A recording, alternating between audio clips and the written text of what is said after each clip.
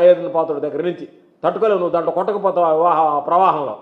కాబట్టి ఒళ్ళు దగ్గర పెట్టుకుని నువ్వేదన్నా మీ అధిష్టానం దగ్గర మెప్పు కోసం నేను అట్ట చేశాను ఇట్ట చేశాను పోరాటాలు అంటే నీ పోరాటాలు నీ బ్రతుకు అందరికీ తెలిసిందే.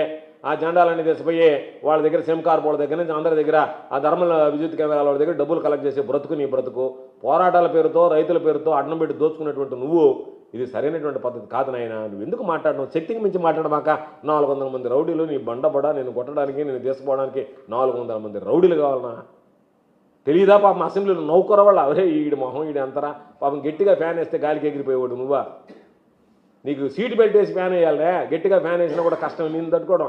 అటువంటి వాడు నువ్వేదో నేను 400 మంది రౌడీలు వచ్చానంట అబ్బా ఈయన ఎంత బలాఢ్యుడు, ఈయనకి ఎంత శక్తి స్తోమతుందని అనుకోలేదని చెప్పి వాళ్ళు మాట్లాడడం తప్ప. కాబట్టి ఇవన్నీ ఆపెట్టు.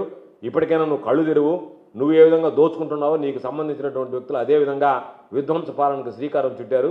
ఈరోజు ఉపాధ్యాయుల మీద విద్యార్థుల మీద దాడి చేయడం అనేటువంటిది హేయమైనటువంటి చర్య.